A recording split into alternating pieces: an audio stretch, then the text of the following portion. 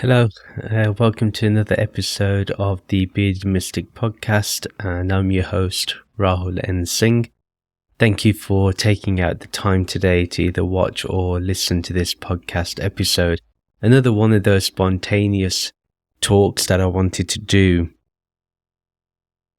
Recently, there's been YouTube drama. I love YouTube drama, especially in the non-dual circles, because it's a highlight of what's going wrong in spirituality.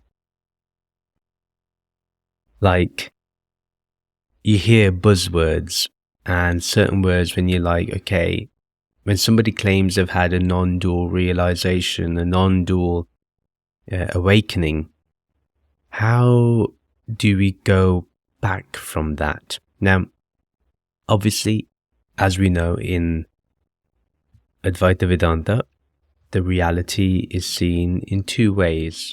So the first reality, the only reality that really is the non-dual state, which is Aham Brahmasmi, there is only Brahman.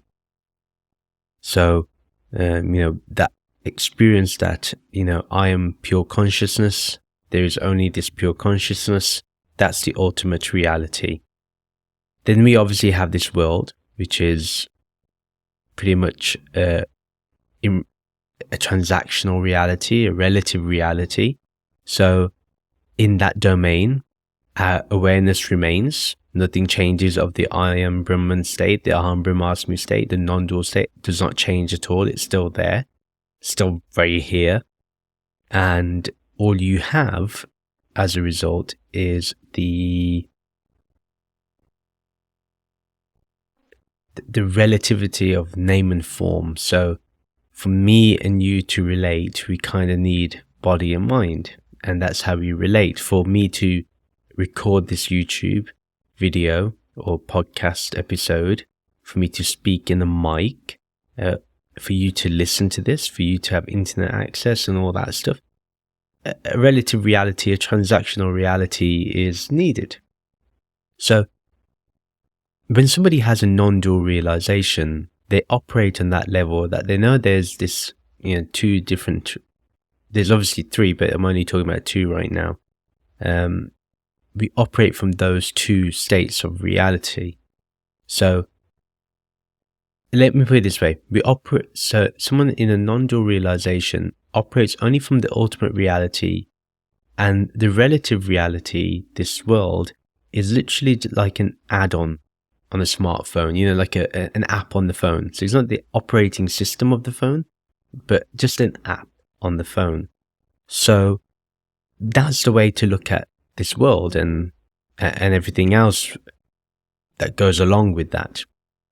So what happens is when a lot of people in the Neo Advaita circles talk about non-duality, and they talk about, I've had this non-dual realization, there's nobody here, there's no doer, there's no one here to get it, there's nothing to seek, there is no seeker, all that stuff is said.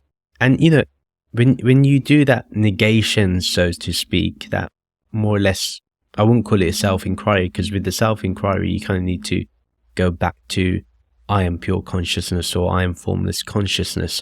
That's the main point of Atma Vichara, which is self-inquiry. But what they do in the non-dual circles, they even say there's no consciousness, there's no awareness, there's nobody here to get it, there's nobody home, so to speak. So when that happens, when somebody gets an insight of that formlessness, which has no stability because the intellect isn't used. Remember, Neo Advaita is Advaita without the Vedanta. Now, Vedanta is needed. If you don't have the Vedanta, you don't have the intellectual understanding, which stabilizes this relative reality when you transcend to the ultimate reality. This is the whole point. So what we have is people get that non-dual realization, these Neo-Advaitins. So, you've seen a lot of them where they probably cancelled the channel or deleted the channel, they've stopped podcasting, They've stopped talking. There's only a few now that operate, and new ones churn out, obviously, when they get an awakening experience. So they have this non-dual realization, but it's not stable. So how can they relate to the world? If there's nobody here, there's nothing here, then they start talking this language called, and I've been hearing this word a lot, energetically. And I don't know what that means. It doesn't make any sense, because from a purely non-dual realization on Advaita Vedanta side, I don't know what you mean by energetically things are happening. Do you see the disconnect that's there when you're in Neo Advaita and you have to defend what's happening in the world, even though you say there's spontaneous action, which may be true, spontaneously happening right now. Considering the circumstances, it appears to be spontaneous. But really, is it, if we just turn around and say, well, it's just energy playing around, well, you've already accepted duality then. Because at one point you say there's nothing here, and then you say, but energetically speaking. Another aspect is that people go into the whole masculine and feminine. I don't, again, if it's a non-dual realization you have, where's the masculine and feminine in that? Somebody who's really had a non-dual realization, sorry about that car, I live on a main road, so to speak, it's a busy road. For some reason, where I live, I haven't got this room soundproofed. It's pretty difficult to do so. But anyway, energetically it's happening. Jokes aside, you can see what I'm pointing to. Now, for me to say, oh yeah, for me on an Advaita Vedanta level, I can actually turn around and function with the body and mind with no problem, because I know that's not my true identity. All that's happening, I'm not disassociating from the ahamkara, the ego, or the mind. I understand their function. So what happens here is that the identification, the attachment to identification is removed, but the association to the name and form still continues, because I still have probably karma to live out. So it's not hard for me to reconcile living in a non-dual state and living in the world, because I can see all as Brahman, all as the Atma. So when you can do that, it's not so challenging. But if you say that there's nothing here, there's no awareness, there's no consciousness, what you're doing there is you're saying there's really no world and there's nothing here to get. So how are people meant to relate back to the world? So that's the biggest fallacy with Neo Advaita, and they defend it by saying energetically things are happening, or things just happen, things spontaneously occur. That's just pure nonsense. It means nothing. So like I said, these words that are used, when you start hearing a non-dual teacher speaking on those levels where they talk about energetically things happening or manifestation, in my opinion, they're not being very truthful about their own realization.